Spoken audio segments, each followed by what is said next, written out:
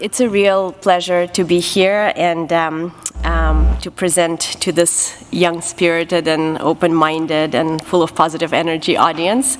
I've been learning a lot already and excited to learn more, but I was invited, I guess, to talk about language in humans. So I'm going to take 25 minutes or so to tell you a little bit about the human language system. And because I'm going to try to compress what we have learned about the system over the last 15 years or so into a brief summary, it's going to be necessarily kind of zoomed out and has lots of omissions. But if you're curious to learn more, this is a review that we quite recently put out that goes into a lot more detail on these questions. And then I'll spend the rest of my time talking about how the AI revolution has been transforming language research. So I'll start with a very broad lay of the land, which will help us contextualize language both when talking about humans and LLMs. So many animals, including humans, do three things in the world. They perceive the environment through their senses. They acquire knowledge of the world, and using this knowledge, they reason and make predictions. And they physically interact with the world. One big effort in my group has been to understand how language fits into this tripartite structure. As I will tell you next, the language system appears to be its own thing, distinct from both perceptual and motor control systems and from systems of knowledge and reasoning. So let me first say a few words about the relationship between language and lower-level perceptual and motor mechanisms. So our processing of speech inputs, like you're listening to me right now, is carried out by a brain area in the auditory cortex, shown here in blue, with primary auditory cortex shown in darker blue for context. And the planning of speech motor plans, something I'm doing right now, is carried out in the premotor cortex. Again, for context, I'm showing the actual primary motor area, which executes these movements in darker red. And importantly, the language areas, which we'll focus on in the rest of the talk, is distinct from both of these areas. Oh, you may know these areas as Wernicke's and Broca's area, as they were originally discovered by Broca and Wernicke, not the way in which these terms have been used in the literature, which has just gotten totally out of control and not referring to the right things anymore. Okay. So here are the language areas that I'll focus on for the rest of the talk. And the key difference between the language areas and these lower-level perceptual and articulatory planning areas is that the latter areas don't seem to care about the meaning of the linguistic inputs that they process or generate. So for example, the speech area is strongly selective for speech sounds relative to non-speech sounds like animal noises or music, but it is engaged similarly strongly when you're listening to me right now, which is hopefully comprehensible inputs to your system, but it would also respond just as strongly if I suddenly switched to Telugu or some other language that may be unfamiliar to you. And similarly, the speech motor planning area is engaged if you're saying a meaningless syllable sequence just as strongly as when you're producing complex sentences. In contrast to these areas, the language system, which I'm showing you in purple, is deeply sensitive to linguistic meaning and structure, as I will tell you more about next. And for the rest of the talk, I'm going to use this slightly different schematic to show these areas. So these brain regions respond both when we understand language, spoken, written, or signed, and also when we produce language, also across modalities. Together, these two properties suggest that the system is likely a place where we store our language knowledge, so our knowledge of what words mean and how to put them together into larger representations. And using this knowledge, we can, of course, both encode thoughts into word sequences and decode others' thoughts from their utterances. This is a schematic representation. Here's what the language systems actually look like in individual brains. I'm just showing you language systems of 5 individuals here. You can find these areas with a contrast, so I can put you in the scanner and look for parts of your brain that respond more when you, for example, listen to language compared to something that's perceptually similar but doesn't have content or a structure like backward speech or something like that, or speech in a foreign language. But you can also find the system with totally data-driven methods where you basically are looking at which of the brain go up and down together in activity as you are engaging in some naturalistic thinking or watching a movie for an hour or something like that. These kind of brain clustering algorithms have basically been very consistent with the kinds of stuff we learn from these more controlled task paradigms, which have carved up the brain in similar ways. As I didn't highlight. As you can see, the general topography is quite similar across the individual brains, but the precise locations of these areas are a little bit different, so it's kind of like a neural fingerprint.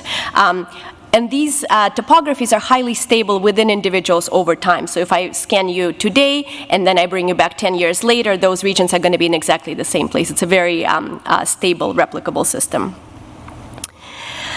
The language system is similar in its topography and properties across diverse languages. Saima Malik Moraleda has done a lot of this work. She just defended her PhD thesis. I guess she's now a postdoc with me. So here are some examples from native speakers of 6 different languages. And you may think that the topography is a little different, but actually the kind of variability that you see across speakers of different languages is comparable to the variability we see across speakers within a single language. So it's just idiosyncratic individual differences, not differences of depending on language. And presumably, how many of you here speak a language other than English? Yeah, I figured. Okay, so it's a big proportion here. So in all of your guys' brains, your English system lives in the same place as the other languages that you may speak. So this is showing this overlap within individuals, 4 multilingual individuals shown here in columns, and showing you a couple of their languages. So for example, for the first column, it's Japanese and French, right? And hopefully you can see the similarity within a column.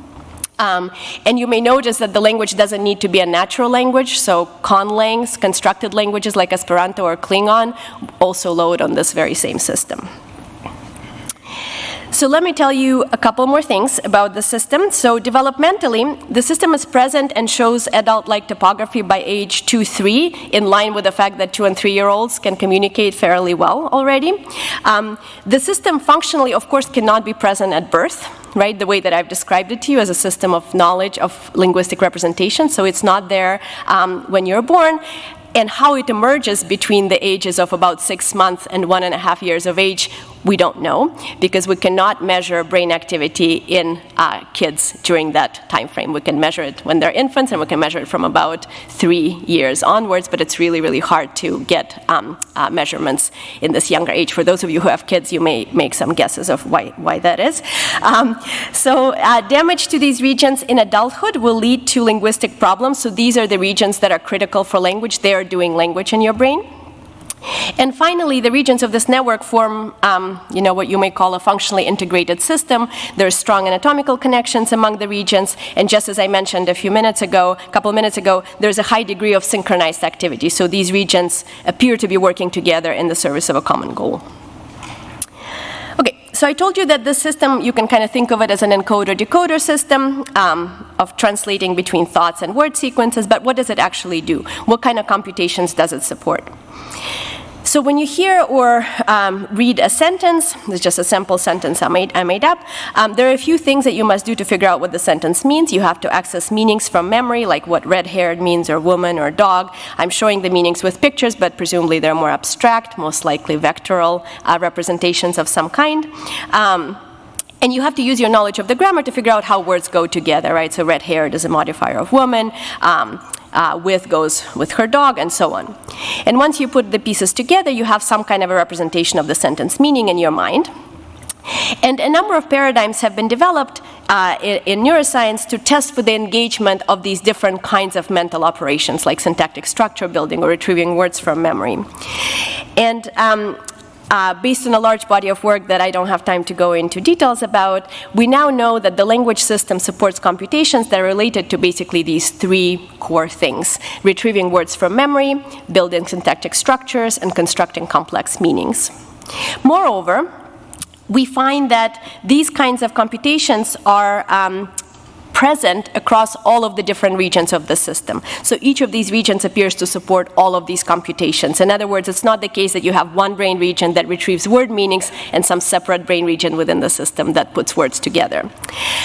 We do have evidence for some functional heterogeneity within the system that doesn't correspond to areal boundaries, right? So we find functionally distinct neural populations that show up kind of in a salt and pepper-like way across these different regions, which vary in a few different dimensions. So one dimension is how much of the preceding temporal context is integrated when you're processing the current word. It's this notion of so-called temporal integration windows or temporal receptive windows. This question in general comes up a lot in the discussions of language models too, because they're very unlike humans in that they keep track of very, very large context, typically at least in the off-the-shelf form. Anyway, so the neural populations within the system vary in their temporal integration windows between about 1 word to about 8 or 10 words. That's the maximal span that the system cares about. This is not the system that constructs longer scale discourse connections in narratives or conversations. Another dimension of variation is semantic tuning. So there are some populations that appear to prefer particular kinds of meanings. And the third dimension that we've seen is how strongly a population is modulated by linguistic processing difficulty. How these different dimensions relate to one another, like are they fully orthogonal or are there interesting interdependencies, and how they combine to create the kind of efficient and robust language processing mechanisms that we have, remains to be discovered. Now let me talk briefly about the relationship between language and cognition, or language and thought. The question that drew me to neuroscience in the first place, because neuroscience offers the best tools to most directly ask this question. And I will show you that these two systems are sharply distinct. So for many centuries, philosophers, linguists, evolutionary biologists, anthropologists have pondered questions like, can we think without language? Is the language system engaged when we perform thinking tasks? And if we don't have language, can we still think? And many have offered strong opinions on these questions.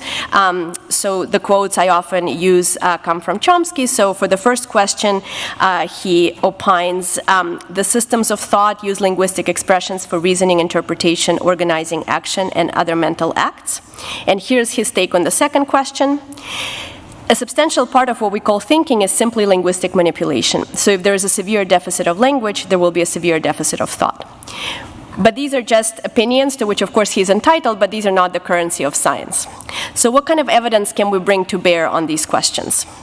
So for the first question, we can use brain imaging tools like fMRI or intracranial recordings to measure activity in the language areas when participants engage in different kinds of thinking tasks.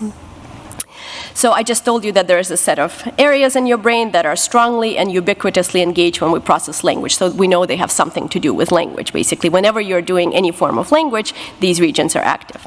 So we can ask people to do various things and see how these regions respond when, for example, you're solving a math problem or playing a game of chess or trying to guess what somebody else is thinking based on the way that they're behaving. And if we use language to think, we should see strong responses in the language system during these kinds of cognitive thinking tasks. So I'm going to show you some data. This is data from our work pulled from a bunch of different experiments where we examined responses in the language areas to diverse cognitive tasks as well as some perceptual and motor tasks.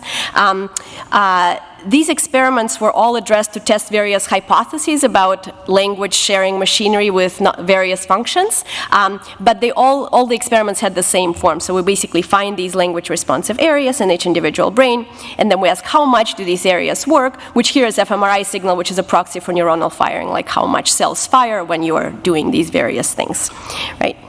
And 0 here, in gray bars are responses to 3 language tasks. So this is a sentence listening, sentence reading, and sentence production tasks, in this case describing pictures. And you can see there's a strong response to all 3. And 0 here is just a blank, looking at a blank screen, so a low-level baseline of whatever happens in a particular brain area.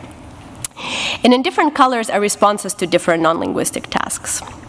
As you can hopefully appreciate, these language areas respond at least 2 times or more strongly during language processing compared to any of these other tasks. In other words, there's a strong degree of selectivity, and this degree about 2 or 3 times stronger response to the preferred stimulus than to various other stimuli is comparable to the degree of selectivity we find in the visual system. For example, we have an area specialized for face processing, and it responds about 2 or 3 times higher to faces than to other kinds of objects. And in this graph, we're averaging across those 5 language areas that are shown in those red blobs, but each area looks the same, so we're just collapsing across them. Here I'm just highlighting a few domains of thinking and reasoning. And I should also say that each of these 79 non-linguistic conditions, of course, elicits a strong response in some other brain areas. They're just not the ones that are overlapping with these language regions. Okay. So a complementary approach for understanding the role of language in thought is to examine cognitive abilities in individuals who basically don't have a properly functioning language system due to something like aphasia. So this is an old method that's been around for a while. Most informative for this question are cases of severe aphasia, known as global aphasia. So this kind of a condition results from extensive damage to the left hemisphere, typically as a result of a large stroke. And this kind of damage is associated with really profound deficits in both understanding and producing language. So effectively, your whole language system is gone. And we can take these individuals and ask, can they still do math? Can they still solve Sudoku problems? Can they drive? Can they navigate in the world, right? And if language is needed for thinking, they shouldn't be able to. And yet, Rosemary Varley has done much of this work, some of it in collaboration with our group. Pretty much anything we've looked at, any non-linguistic abilities we've looked at, these individuals are fine on. So the only thing that they seem to lack is the ability to convert their thoughts into a verbal format and to extract meaningful information from others' linguistic productions. So empirically then, it appears that language and thought draw on distinct resources in the brain, and even in the presence of severe language deficits, thinking and reasoning can remain intact. In other words, language and thought are distinct in the human mind and brain. With Steve Piantedosi and Ted Gibson, we recently put out a review where we argued, based on the evidence I just briefly told you about, that the primary function of language is not to help us think, as many have argued, but to basically enable communication. So very much aligned with what Raquel was talking about this morning. We additionally review a body of work showing that different properties of natural languages seem to make them really good for efficient information transfer. So natural languages seem to be optimized for efficient production, efficient comprehension, efficient learning. And we argue that the key contribution of language is basically that it allows for cross-generational transmission of knowledge via its communicative function. So building knowledge upon knowledge, which is the kind of thing that's truly transformed our species. So why has there been so much confusion about the language-thought relationship? Well, this is by no means an exhaustive list of reasons. I just wanted to highlight a couple of prominent ones just to kind of maybe help think about these issues. The first originates in cross-species comparisons and considerations of human uniqueness. So we differ from our closest primate relatives in two ways. We're smarter, so we can solve more complex problems, and we also have language. And so a common tendency, a common thing that people have wanted to do is to reduce this to a single factor and to say, well, we are smarter because we have language. Language enabled us to think in certain ways that were not available to us before. But it turns out that actually single-factor explanations of human uniqueness are not empirically supported. If you're interested in this kind of evolutionary space, I highly recommend a recent review from Jessica Cantlin and Steve Piantedosi, which kind of thread by thread takes apart these so-called golden ticket accounts of human uniqueness, where language, of course, is one prominent one, and argues instead that something like a general increase in processing capacity is likely what made a difference. Perhaps not so different from scaling. Next, the second reason has to do with how we reason about the intelligence of others. So how do you know how smart someone is? Well, in a lab, we would give them an IQ test, right? That's something we do in cognitive testing. But in our everyday lives, that would not be socially appropriate, so we rely on heuristics, right? We take the data that's available to us based on our interactions with them to make guesses. And of course, language provides a lot of evidence about how smart someone is. It's a sort of a good window into people's inner worlds. And in many cases, these things, sorry, I lost my cursor. In many things, these things go hand in hand. So individuals who talk well, discuss new ideas, argue convincingly for their positions are also the smarter ones. So there's a relationship that holds between how someone talks and how smart they are. But as I just told you, we have clear cases of dissociations, right? So individuals with aphasia have poor linguistic abilities, but intact reasoning abilities. And in science, dissociations are always more important than associations, right? And a third reason has a somewhat of a different flavor. So this one is linked to this notion that some people have of an inner voice in their heads. So how many people here feel like they have a voice talking in their heads when they think? Okay. And how many people have no idea what I'm just talking about right now? Okay, yeah. Okay, so it's about actually the same proportion that comes out in surveys. So this turns out not to be a ubiquitous, this phenomenon of this inner speech, inner voice does not seem to be a ubiquitous phenomenon. And some individuals who don't have that think that the rest of us should, go and consult a specialist maybe. This is not good, right? But there is something very interesting to this phenomenology, but similar to other forms of inner representational formats, like, for example, visual imagery, which is also apparently doesn't happen in about 10 to 15% of people, inner speech doesn't seem to occur in a similar proportion of individuals. So that just tells you already that that phenomenon cannot be essential to being able to think, because certainly we don't want to make, the people who raise their hands without the inner voice, which my husband is also an example of, like they're not as smart as others or something like that, right? They clearly are all smart individuals. Okay. The first two of these arguments have recently been playing out in how people think about LLMs, because LLMs are trained on linguistic input and acquire some degree of knowledge and some degree of maybe reasoning abilities. It seems like people want to conclude that language alone can make you smart, and people attribute intelligence and sometimes consciousness and feelings and whatnot to LLMs based on the fluent and coherent text that they produce. We discussed this as one of the fallacies in this piece with Kyle Mahowold and Anya Ivanova and others, because indeed language models' reasoning abilities remain quite brittle. I don't have any horses in this particular race. I'm fighting way too many other battles, so I'm not going to try to convince you that scaling alone will not get you there all the way, whatever that may mean. But it is certainly the case as of right now. Even the closed kind of best LLMs that are around, they're quite easy to break still in terms of their knowledge and reasoning. They're not as robustly generalizable as human reasoning abilities.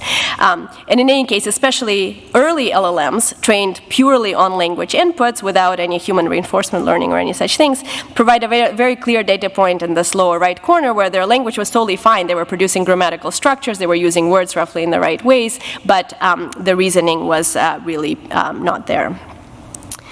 Okay, before I move on to the second part of my talk, I'm just going to say a few words about what we know about the neural basis of human cognition. So this figure shows you the evolution of the cortical mantle in the mammalian clade. In different colors are basic perceptual areas, so areas that support the processing of incoming information like visual, auditory, tactile, and so on. And then you see there's a bunch of cortex that's not colored, and these uncolored areas belong to what's known as the association cortex, which effectively supports cognition, abilities above and beyond kind of basic perceptual and motor abilities. And what you can see is that in some mammals, most of the cortex is taken up by perception, basically, right? So if you find a mouse brain, which is in the lower left-hand corner, it's a standard model animal in neuroscience, most of the brain is doing perception. But as you move toward primates, you find that there's a lot of space that's not taken up by these perceptual abilities, and especially so in humans. So there's a whole bunch of stuff that lives in this association cortex in humans. And a bunch of these distinct networks. We were just talking about the language network. Of course, there's a whole bunch of other systems, like all of high-level visual processing falls into this category. Music perception, the perception of social signals like gestures that Raquel was also talking about this morning. And all of these are distinct from the language system, meaning they're implemented in spatially dissociable circuits, which show functionally distinct response profiles.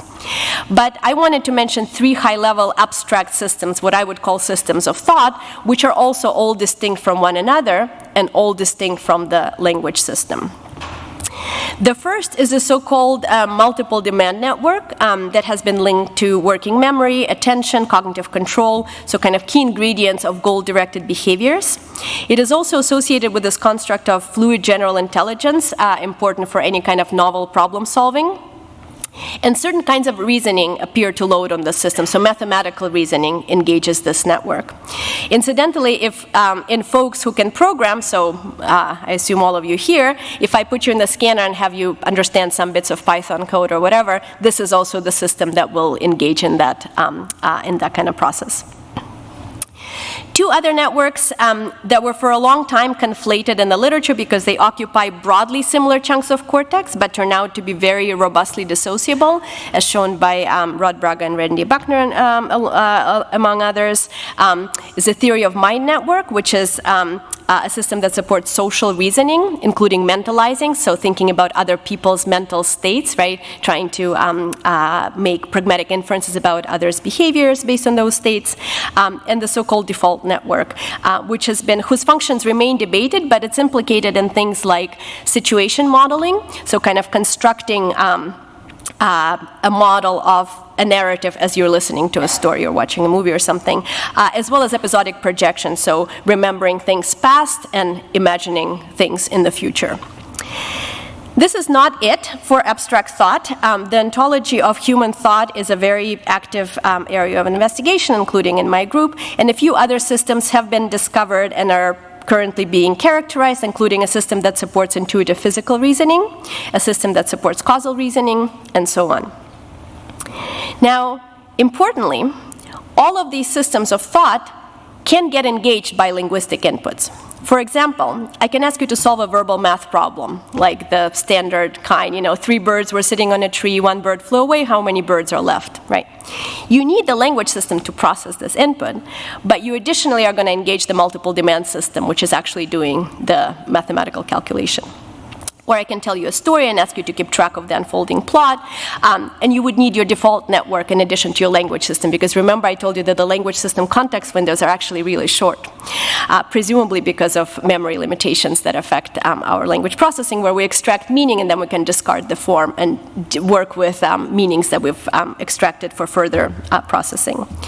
But the key way in which these systems differ from the language system is they're not selective for language. So for example, the multiple demand system will get just as strongly engaged by the symbolic expression of math as it did by the math problem that I told you. But the language system will only engage by the first format and not the second one.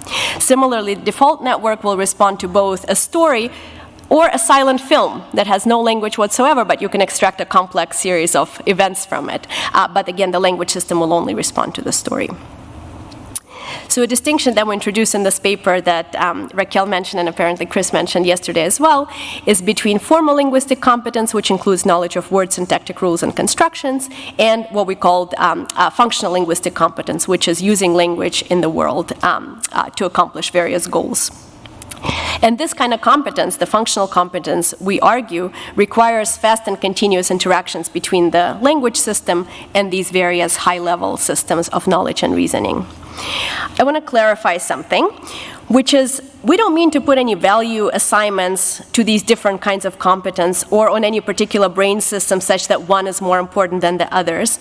We're simply saying that empirically these different components of language seem to be supported by distinct components in the mind and brain. You can do with this information as you please. For me, these kinds of divisions in the mind and brain are helpful for understanding the kinds of computations the relevant systems carry out. We only call the language system core, which I think is maybe the thing that's triggering for some people, because this is the system that engages whenever we do language, in any shape or form.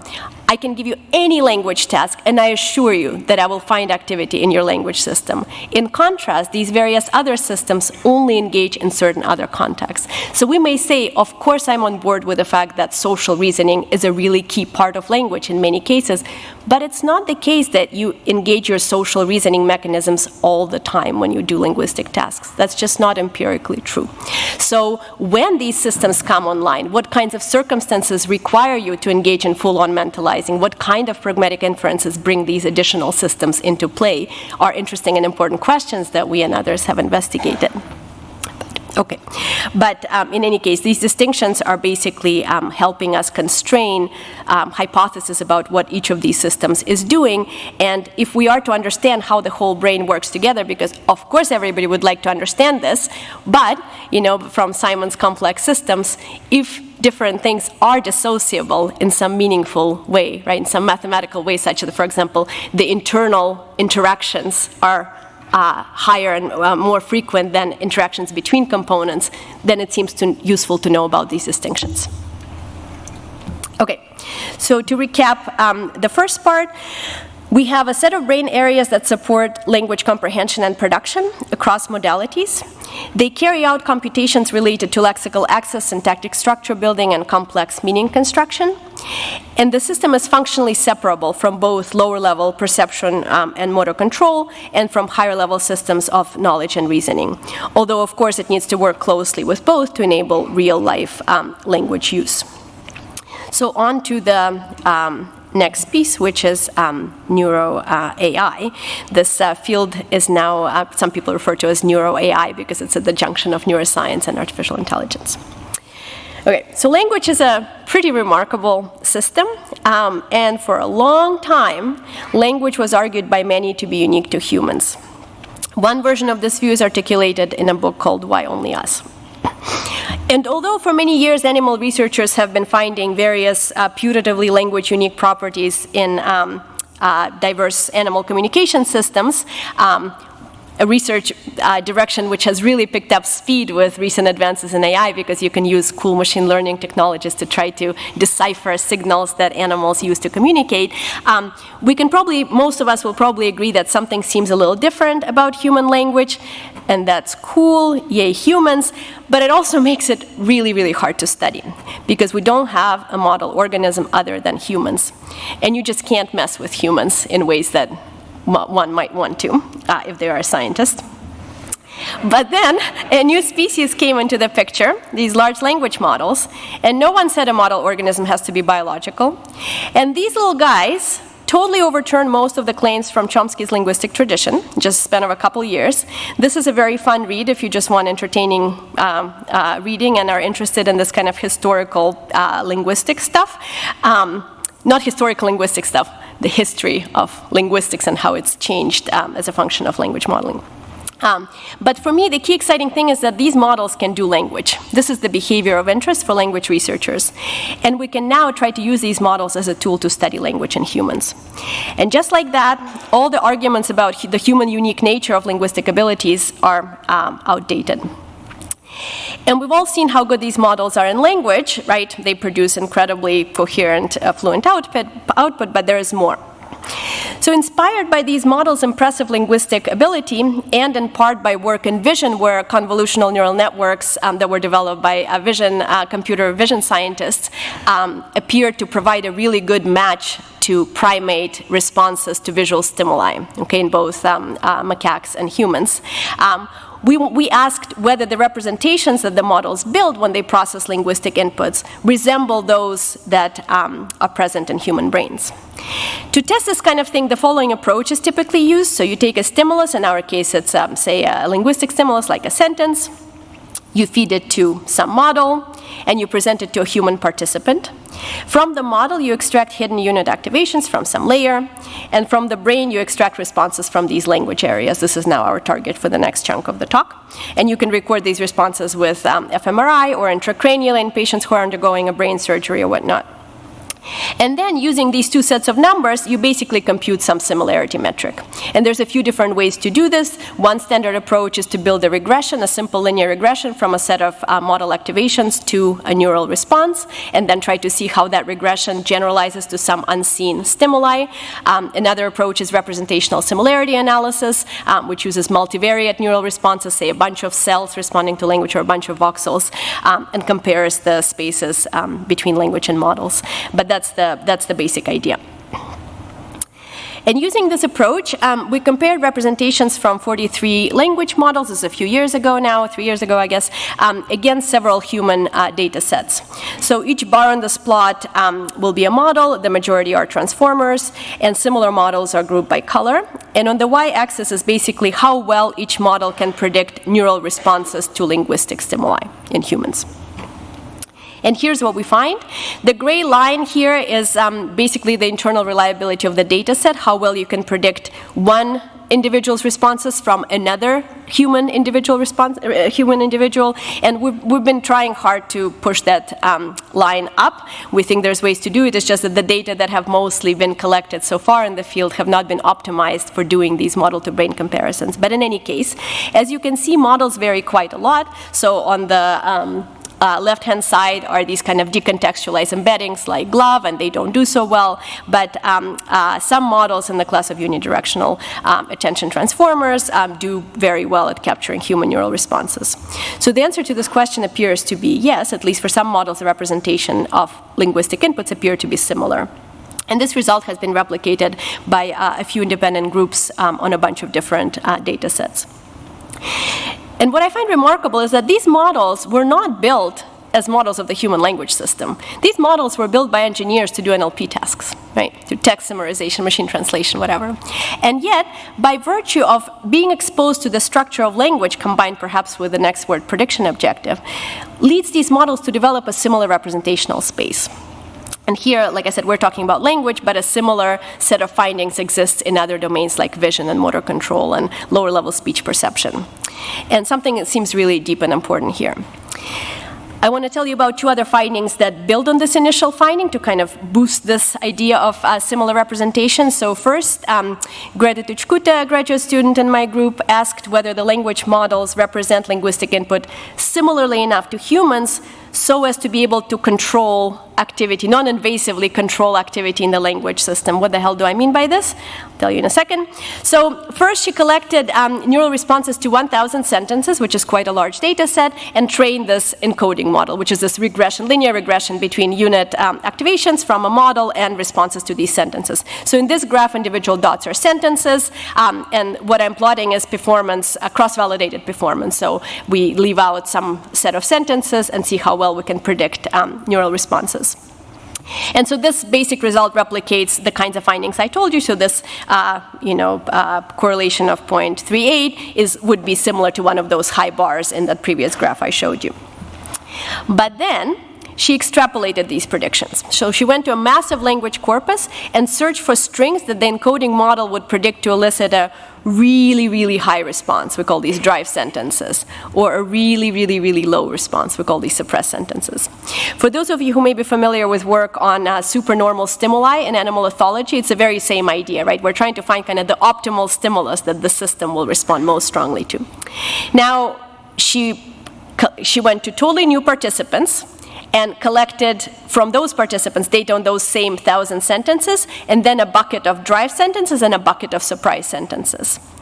And here it's normalized relative to the gray set, which is the baseline, the last bar, and you successfully she was able to successfully modulate neural responses so that the drive sentences elicit a very high response and suppressed sentences elicit a very low response. And this is the first demonstration of this so-called closed-loop stimulus design approach where you're controlling the level of neural activity in a high-level cognitive domain. And of course, then, most excitingly, by analyzing the linguistic properties of these drive sentences, we can try to understand the features that the system is most sensitive to. And in a nutshell, it's basically the linguistic input that's language-like enough, kind of obeys the linguistic statistics enough, but is also kind of hard to process. So uses unusual constructions or hard to understand words. So you kind of have to work at it a little bit. And then an incoming postdoc, Andrea DeVarda, we're already collaborating, asked whether model representations are similar to the language system representations across different languages. In other words, focusing on multilingual language models, he investigated whether some features are shared across languages in a way that would allow you to generalize these kinds of predictions to new languages, which is super cool. Did not expect this to work. But, and I know there's a session tomorrow morning on multilingual NLP. So he used fMRI data from 12 relatively diverse languages, and he trained an encoding model, which is again this regression from model representations to neural responses, using all but one of the languages, and then tested how well he can predict responses to the left-out language. And here's what he found. These results are averaging across the 12 languages, and again, different bars are here models. So as you can see, he examined both models that are explicitly trained on the discovery of cross-language correspondences, shown on the left, called explicit, and then also models that are just trained on multilingual data with something like next word prediction or masked word prediction. And you find that quite a few models, including those trained in this implicit way, are able to predict how well the language system would respond to linguistic inputs in a new language to which this linear regression had no access to at all, right? Suggesting that there is some shared information that they're capturing across these languages. Now, so the bottom line again is that the LLM representations are similar to those in humans, right? That's all I've told you about so far, is basically that. There are skeptics, and they say, so what? Who cares? And my response is basically, are you freaking kidding me? And let's just take a second here and just think about this for a little bit, okay? This is the first time in the history of humankind that we have some kind of an organism, it's an in silico one, that produces our behavior of interest. And you as a language researcher do not find this interesting? You don't find this exciting? You don't want to explore this? You don't want to try to see what you can do with this tool? I find this really quite remarkable. I certainly find these models very exciting. Models have always been incredibly important in science across domains for a simple reason, right? I already said this. You can do with models what you can't do with an actual system of interest. And in this case, because it's an in silico model, you can even do things that you can't do with mice, right? We have full control over the model internals. The skeptics will often follow up with things like, well, the representational similarity doesn't mean LLMs are doing language in the same way as humans. Totally true, but don't you want to know if they do or not? Don't you want to try to kind of dig in and try to understand this? Or they'll say these models are nothing like the brain. I think we actually don't know about circuits that underlie human cognition to make this statement. Or they'll say, it's another black box. What can you learn by studying a black box with another black box? And it's like, well, hello, there is great interpretability tools, right? The new ones are coming up every day. We really have a lot of power now to look at the model internals to go way beyond just whether a model can do X or not, but how it does it or when it fails and why. So, the yes answer to this question, the fact that model representations are similar to those of humans, is of course not the end point. It's a foundation, it's a fundamental prerequisite for research that aims to use these models to understand human language processing. Again, it didn't have to be like this, right? These models weren't built to model human language processing.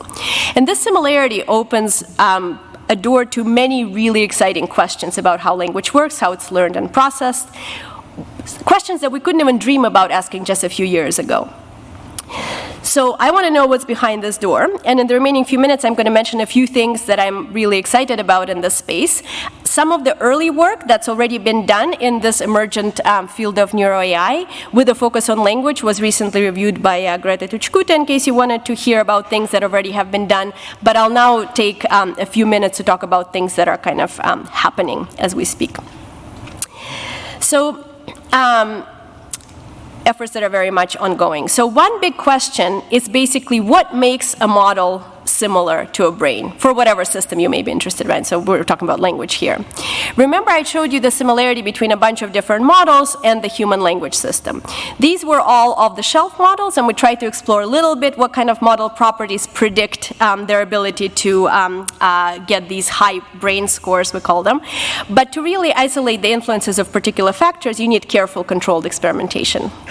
So for example, we can look at models that vary minimally in some of their architectural parameters, or in the amount or kind of data they get, or in how well they do on some language task, and so on.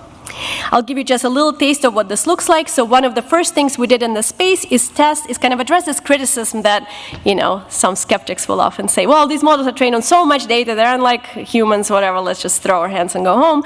And we're like, well, do we really need that much training to achieve this kind of similarity to human representations? And so Iqbal Hosseini did this work when he was a graduate student. He looked at models trained on different size corpora, and in another approach, at a very large model, checked at different different checkpoints during training, and found that you need some training. So untrained models shown on the left don't predict brain response as well. But even training on as little as 1 million or 10 million tokens gives you pretty reasonable similarity to the human language responses. And by about 100 million tokens, which is what a 10-year-old is estimated to get, you do about as well as you do with a fully trained model. Another exciting research direction with respect to this particular question is building models that are more biologically and cognitively plausible. So biological plausibility may have to do with implementing wiring length costs, or introducing recurrence back from which we've moved away in the transformer age, or making neurons that are a little bit more sophisticated, not just on-off units, and so on. Another big effort is to understand the nature of the shared representation. So what is the dimensionality of the space? What are the core dimensions? Are they interpretable dimensions? And so on. Let me see, where am I here? I'm just going to skip a couple of things here. So Egbal, who is now a postdoc with me, is doing, I think, really exciting work in this space. So he tried to pit models against each other by collecting neural data on stimuli whose representations are maximally different across a bunch of good LLMs, okay? So sometimes people call these stimuli controversial stimuli, right?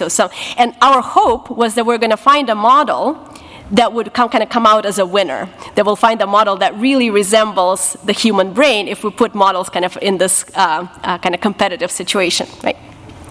What we find instead that brain responses to such stimuli are hard to predict using any model.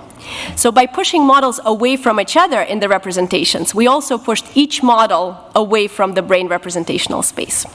So a discovery that's coming out of this line of work is that basically all high-performing language models, including the human language system, appear to converge on the same representational space. We call this the representational universality hypothesis, and a preprint should be coming out in a few days. And the findings generalize to the domain of vision. So a totally different domain with totally different classes of models, but you seem to find something similar. Yet another exciting avenue is to use language models to try to understand language development and linguistic disorders. Language development is a super exciting domain with many unanswered questions, and it's really, really hard to study because so many things are changing in the kids' early experiences in the first days, months, and years of life, and we ethically cannot control the inputs that a child gets and look at downstream consequences. But we can do things like controlled rearing with these models. We can do whatever we want with these models, right?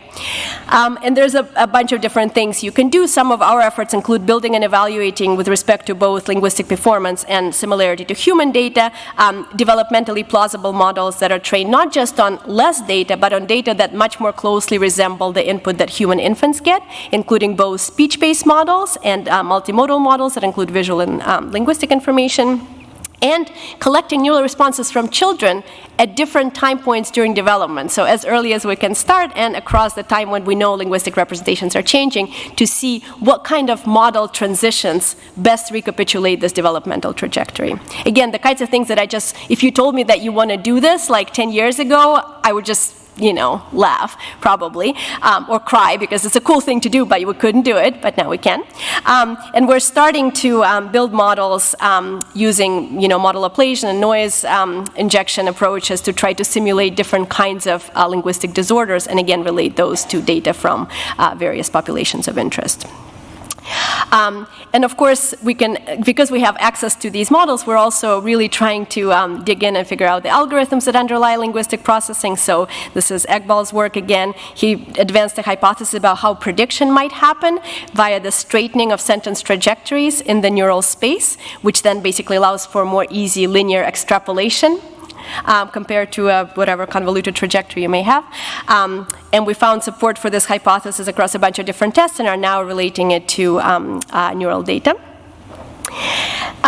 Finally, LLMs, perhaps combined with other modeling approaches, can help us ask really big questions, like why are our minds and brains the way that they are? Why there are so many specialized systems? Why do we see this kind of segregation for different kinds of inputs and so on?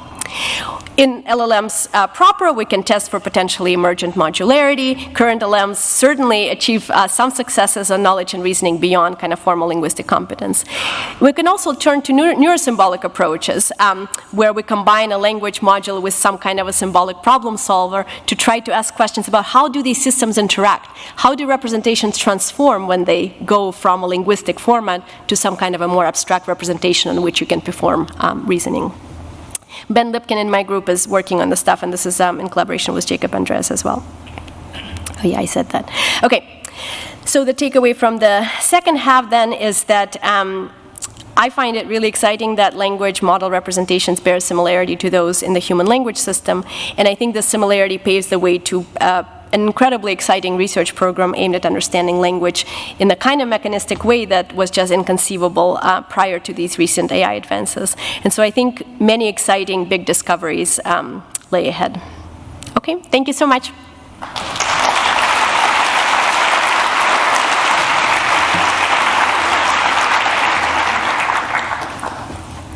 Okay, so we have time for a couple of questions. Okay. You can go ahead first. James Henderson, IDIAP. Yeah, super interesting. But I wonder if you're kind of oversimplifying in some respects, because it seems like there's still a lot left to do in explaining what's going on in the brain, because you, as I understand it, when you talk about representations of language in the brain, you're talking about fMRI signals, right? Not only intracranial recordings that have, yeah. Okay. Mm-hmm. There's if I implied that we understand anything about language, please, I must have misspoken. I think we understand hardly anything. I think the kind of work that's been done so far is very basic kind of foundation for hard questions that we can now ask. So absolutely, there is a lot we don't understand. Yeah, that was simply my point. That talking about representations of language in the brain, and then drawing some kind of equivalence to fMRI, intracranial EEG, that's an oversimplification. Well, it's not an oversimplification. It is what it is. There is empirically some similarity. What the shared axes are, what features organize these spaces, what makes these representations similar, those are all open questions that a lot of groups are working on. But I'm just telling you the findings as they are. I hope I didn't overinterpret anything. Really super interesting. Okay, thank you a lot. Yeah, of course. So I have a question. So in my research, we use ECOG to analyze the performance of large language models, and with the same size, same parameter. Mm-hmm. We found that the better performance the model is, like the more similar to the brain. And and the trend still continues with the Llama 3, for example. So we preprint the paper when it's Mistral 7B, but then with the most recent models, we still found this kind of trend going on. And I also noticed that it's also terms of context, like we found that the longer context, the more it's like the brain. So it seems like, and also you show that in your finding, it's the training data, for example. The more training data you have, the more it's like the brain, which I think is aligns with the current trend of scaling in terms of language model, which is scaling in context, which is like GPT-01, and scaling in data, for example, parameter size too, these are the three keys, but which makes it similar to the brain, which and it correlates with the performance in a lot of metrics benchmark. But unfortunately, I'm actually in the skeptic side, because even though I do research in this area, I actually don't believe in it. The reason is that because if you really look at it, it's just I think it is just look at one aspect of it, which is essentially it's memory retrieval. Because a transformer, what it does is compression, and it's essentially retrieval information from the past. That's why it is relevant to context, relevant to data use. But that's not how human actually process the information and reasoning, right? Because not necessarily how human. I think it's just superficial level of the thing. That's a claim. I mean, I think what you're saying is that we have not gotten great insights yet from this body of work, and I think I agree with you. I don't think we've gotten very far yet, but I think, like I said, I think establishing that there is some similarity is a critical prerequisite for asking hard questions, like, can I make hypotheses about the kind of algorithm that exists in our brains that parses sentences, right? And I can take, a rich body of work in psycholinguistics and in computational linguistics, and then I can test these hypotheses. And these models are very helpful for testing these hypotheses. And it's true that there is a lot of trivial factors that may contribute to the observed similarity, but that just calls you to be a better experimentalist. Build in the right controls, right? Test it against simpler things that you think do whatever it is you said is the not interesting part, like retrieving context or whatever, right? Like retrieving some parts of context. Build controls that will tell you, is it really just that? Can we reduce it to something simple like that? So I think I don't think it's a bad thing. Like I think there's a lot to be discovered. And you should be asking, like all scientists should be skeptics, right? And you should be questioning every finding that you see and try to understand whether it really tells you what the researcher is trying to tell you with it. But I think just because we haven't found big things yet means that we won't in the future. Okay, thank you. Hi, I'm Martin Sapp from AI2 and CMU. Wonderful talk. This was amazing. I learned so much. Some a little bit scary, but mostly very illuminating. Can you talk a little bit more? So I've done a lot of work on kind of like theory of mind and AI systems and stuff like that. And I noticed in your bar chart where you had like all the sort of language ability sort of activation in humans and then like a bunch of other tasks, I noticed that the social processing was actually higher, like the second highest category. Can you say a little bit more about this link between like social processing and language and stuff like that, especially given the like link between like theory of mind and language? Yeah, so theory of mind and language is a great question, thank you. The theory of mind system and the language system have a lot of deep links. Very good for you for noticing that higher bar. I wouldn't make too much of that, but I think there's other data that do suggest that there's some special relationship, including the fact that the topography of the right hemisphere homotopic regions of the language regions are very socially preferring areas.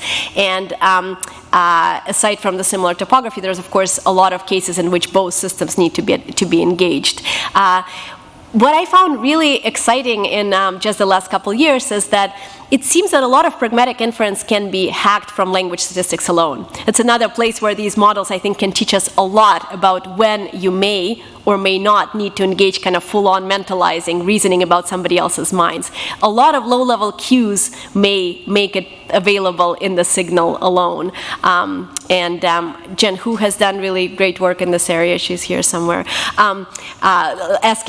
Evaluating pragmatic abilities in rigorous ways in models. I don't know if there is more.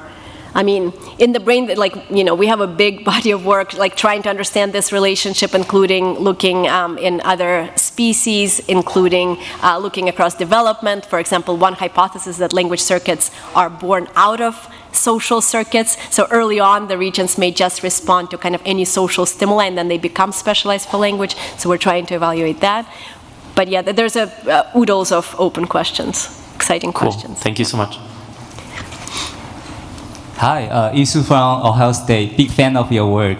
My questions are about the dissociation of language and thought or reasoning, and in both human brain and in language models. Like in the human brain, could it be conditioned on the complexity or horizon of the reasoning? Like if it's complex reasoning, you have to store symbolize like intermediate results, and then that you have to engage the language network. And then in the language models, it seems that the dissociation is less clear because the language production seems to play a more central role. That you have to do token prediction to do reasoning because you only have a fixed amount of computes at every token. So in language models, so I didn't make any claims about reasoning in language models other than it's brittle. But in terms of the architecture of humans, so it is absolutely the case that if the reasoning problem gets more complex, you may need to store intermediate representations. But why do you think they have to be linguistic? Why can't they be abstract symbolic representations? We store, all sorts of intermediate products, and I don't think we know as cognitive scientists yet the answer to what those representations are like. They seem symbolic-like, but whether those kind of symbolic representations can emerge from pure neural network architectures, I don't think we quite know yet, but But yes to your intermediate representations question, but I think the format is still in question. And in some cases, it may be helpful to convert. Language is a good compression tool, so it may be helpful, but I think it's clearly that other formats can work, because otherwise individuals without language shouldn't be able to reason in very complex reasoning tests, which they succeed on. Yeah, agree. Yep. Thanks. Okay. So one more quick question. Oh, it's relatively quick, I think. I'm Anna from Tohoku University. It's just a brain question clarification. So you said that those areas are highlighted every time we use language, right? Uh-huh. So is that entire area always highlighted, or is it throughout time and like they tend to be around? A good question. So first of all, like this is a schematic, right? And then you give an individual just a small fraction of those red areas, but activity spreads, so there is parts of the system that get input from the low-level perceptual systems. It's in the posterior temporal cortex, and then it spreads across the entire network in many cases, not in all cases. There are some cases of very easy-to-process inputs that appear to be processable quite focally within just the posterior temporal areas. Thank Good you. question. Yep. Okay, thank you so much.